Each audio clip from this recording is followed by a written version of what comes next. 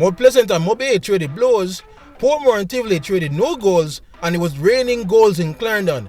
But we start one place and one place only, and that's at Draxall, where there was only one man that deserved all the votes. This is Match Week 20 review show. Yeah, people, welcome back to Jamaica, and it was a smaller match week thanks to 4 teams not playing, but it was a fun weekend nonetheless. It rained goals in almost every game except one. We can start where there was a lot of goals flowing in, and most of them came from one man. At Draxall, Molynes was playing their home game against Dunbeholden. Yeah, so as my prediction for this game last week was that this game I foresee being a 2-2. But what transpired after that, I don't think anyone could have necessarily envisioned. The game started out with both teams being a bit cagey, with Dunbeholden as usual holding onto possession and doing their thing, but they weren't necessarily being that threatening. While more players was definitely looking for their moments to counter and cause some goals. But Dunbeholden build-up eventually came good, where they build up on the left wing, where you know who was there, Nicholas Nelson, who got some 1 and 2 going before he put away a beautiful curling right foot shot in the far corner. It's basically what we are coming to be used to now from Nicholas Nelson, especially in his Dunbeholden team. Their attack goes only when he goes, and it clearly shows here. Credit to Molynes United, they didn't take that to the head, and they went back up the field and caused some pressure while there's some good sleep movement and ball through the middle, find Jason Wright streaking in and goal that got a good shot away, but it was a good save that only to find Samuels at the back post to tuck it away. It was probably what Molynes needed, and they really came good after giving up the goal, and Wright as usual was out a threat. But it didn't stop there. It was a 1-2 combo punch, as Jason Wright again using all his muscles to fight his way into the box and tucked away another goal. It was a big turnaround. I showed just how aggressive this Molynes attack has been as late. It was good work by its backup team, and is now leading 2-1. From there, Dunbeholden reserved back to their usual play of holding onto the ball, and at this point, their usual issues come about. Dunbeholden have an issue of possession for the sake of possessing. They did all basically at one point 70% of the ball compared to 30 in that first half, but their build-up is just so slow, it gives the opposition enough time to come back in a good defensive shell. From there, Molynes was looking to pick them off on the counter, and it almost happened. The second half happened, and from there, it seems that Lenny Hyde had a good talking to the guys, because as the whistle blew for the second half, they came out firing.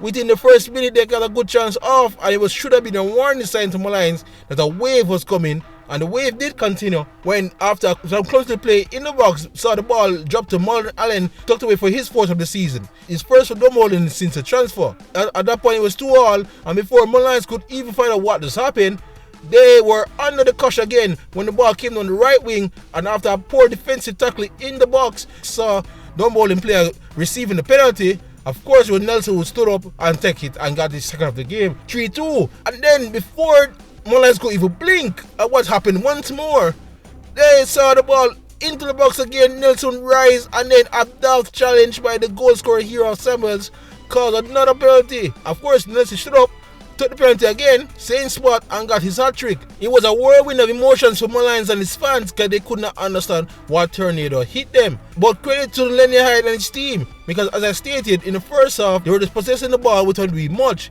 But in the second half, it was reminiscent of what they did in the second half against Limehall, where they just forget all that possession football and went more direct.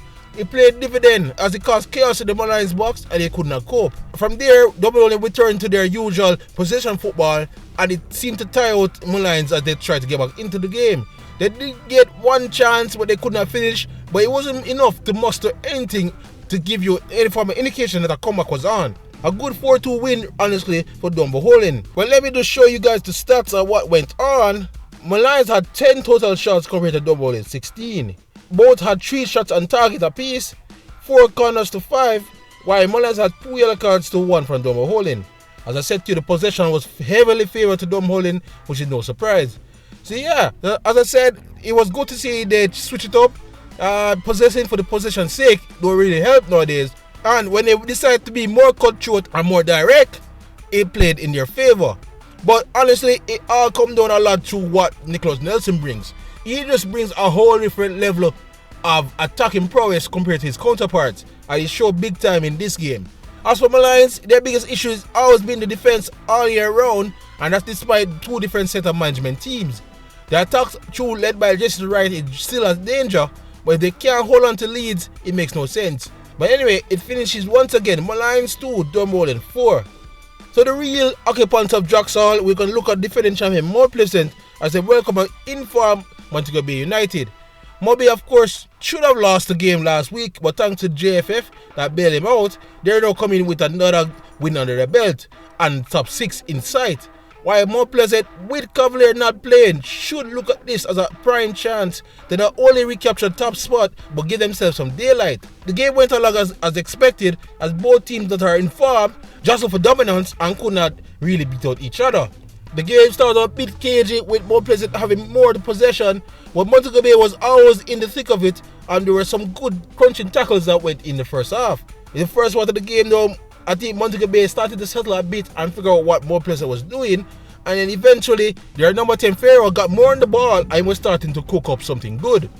So much so that in the 28th minute, he found a good slicing ball that went through the defensive line and found his main striker Wayne Garden, who did well enough to control the ball and then finished off with his right foot. One love, and it wasn't necessarily coming, but you could see that Pharaoh influence on the game was growing.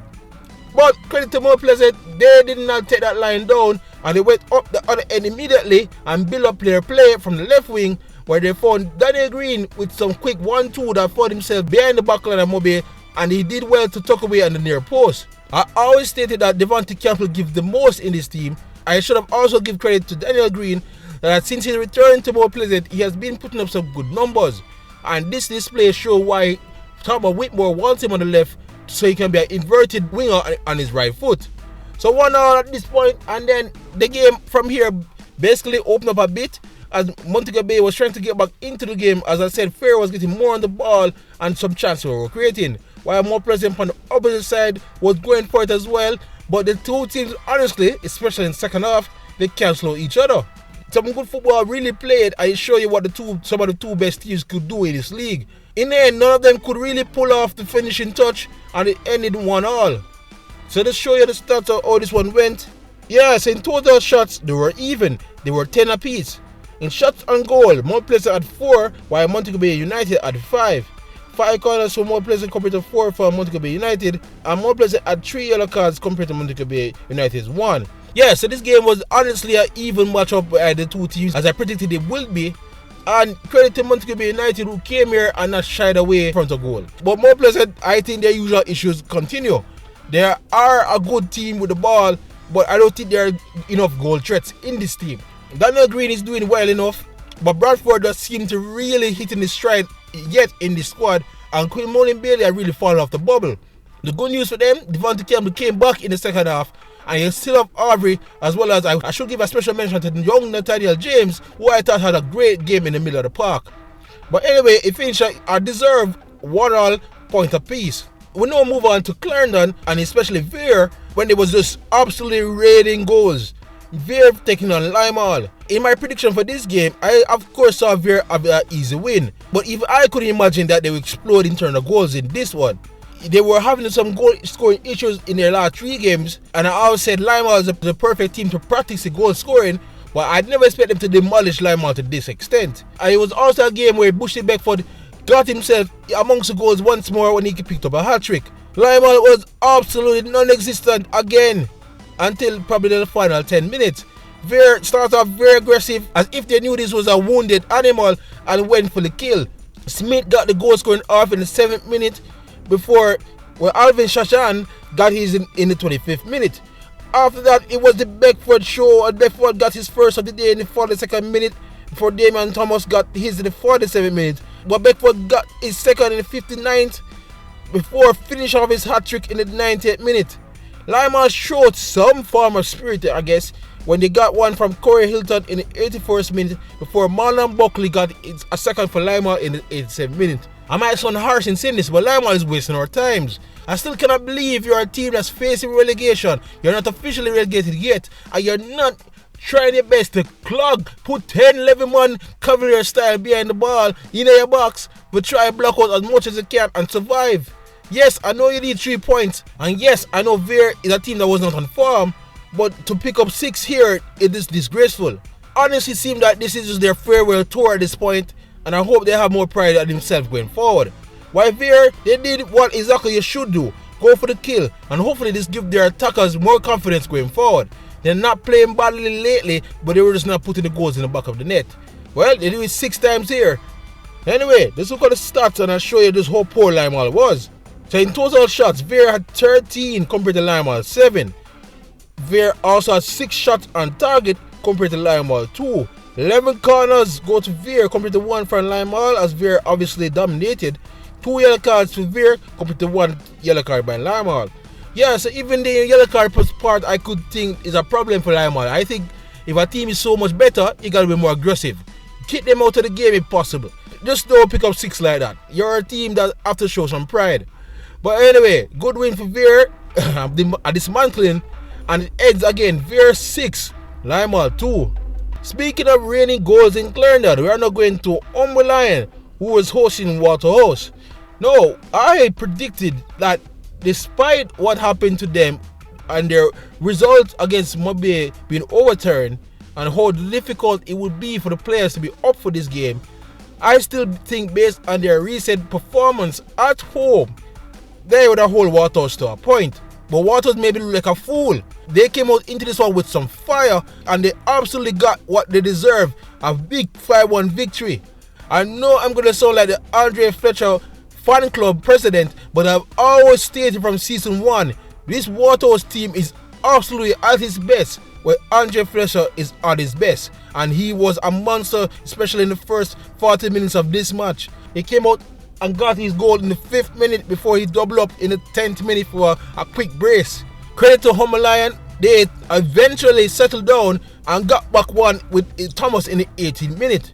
From there, Molynes was playing decently. I was hoping to get back in the game, but was dealt a death blow by Mitchell in the 40th minute. The second half started much as how the first half ended, where Molynes was trying to regain possession and trying again to come attack in waves, when they were again dealt another death blow, this time by Javier Bryan, who got another one in the 58th minute. By the time Dunkirk is in the 86th minute, Molynes was already lost the will to fight, and it was a disappointing, disparaging 5-1 loss to Waterhouse. I have no idea what happened to Molynes defense under Reynolds as of late, but this is clearly not good enough. They did show good defensive work in their so-called win against Bobby last week, but in most of these games lately, their defense is non-existent, and to see it show itself again at home is disappointing. While Waterhouse, finally, they played a complete 90 minutes, and this is what they can produce. This is why they're scary for any team in the playoffs if they get there, because if they pull off something like this more often, especially with the informed Mitchell, Fletcher and Bryan, they are a dangerous unit. But again, let's look at the stats to see how exactly the game went. Molynes had 9 total shots compared to Waterhouse 17. They were swarming over them. Molynes had 3 shots on goal compared to 7 by Waterhouse. 3 corners apiece, 2 yellow cards apiece. So yeah, Waterhouse were full value for the 5-1 victory. Molynes played well in very tiny pockets, but Waterhouse showed them what consistent 90 minutes they can do. So again, it finished Molynes 1, Waterhouse 5. To the final game of the round, a game I was bidding to be probably the game of the round and was looking forward to it. Well, they gave us a stinker. It was definitely a stalemate in the end. And I should have known better. Portmore is a team who was not going to allow themselves to be opened up, even though they want the win. While Tivoli and a Jerome Wade is a team that will be pragmatic when necessary. The two teams necessarily cancel each other throughout the majority of this game. And while there were some chances created, there was nothing fully clear-cut, I could say, from what I got from the report that both sides missed. Portmore was without Trevon Walsh in the end, despite he coming on in the second half last game. It was all completely out of the squad for this one. Maybe they're taking in time bringing him back. But Barrett and Marshall created something, but just not enough. While Tivoli didn't get nothing consistently threatening out of their top 3. Of course, Portmore with the second best defense will not make it easy for any attack, and it proves so to be the case. So, a stalemate, 0-0. What was the stats like? So it wasn't necessarily a lack of trying by both teams, to be fair. Tivoli had 11 shots in total, while Portmore had 11 shots in total. Tivoli also had 5 shots on target, compared to 4 from Portmore. 9 corners for Tivoli. They weren't really trying, especially towards the end. compared to one from Portmore on 1 yellow card apiece. So yeah, Portmore as usual set up their defense as disciplined as possible and was inviting Tivoli to come at them.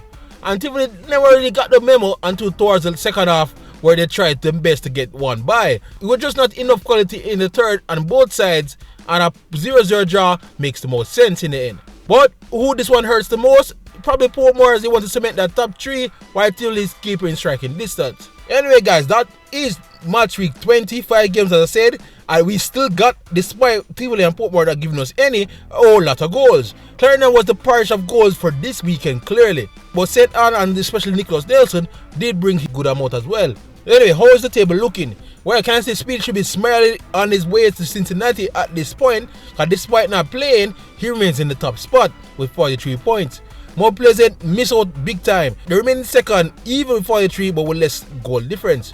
Portmore missed out as well to get better closer to the top 2 with their draw. They remain in 3 with 40 points. While Tivoli saw a chance missed out at entering that top 3 with that draw, as they remain with 38 points. Arnett was idle, so they stay in 5th with 35. But Waterhouse and Dunbeholden are closing in a bit. Waterhouse now in 6th with 30, and Dunbeholden is staying with them with their 30 points as well in 7th. Montego Bay is not too far about, and they're trying to come into it. They are now in 8th with 24 points. And Veer, not that far out, 8 points off in 9th with 22nd points. That's surprising. Molynes is there now, dropped to 10th with 21 points with this massive loss. Harborview was idle, but they're still remaining 11th with 19 points. Molynes could not get any closer to Harborview as they remain in 12th with 17 points. While Turtle Beach was also idle and could do nothing, so they remain in 30 with 9 points. And Limehall, the less said about them the better right now. They're at the bottom of the table with 7 points from their 20 games. So yeah, that's it. Good showing by the teams that played. And I know it come down Harsham and Limehall, but I really want to see more fight from them. With this is the JPL, and we should be no easy games in this league. But overall, a pretty good showing by everybody else, and it was a good watch. But we're leaving it right there, right here at JPL. Thanks for watching, and please like, subscribe, and share for all things Jamaican Premier League going forward. Big up again, YouTube.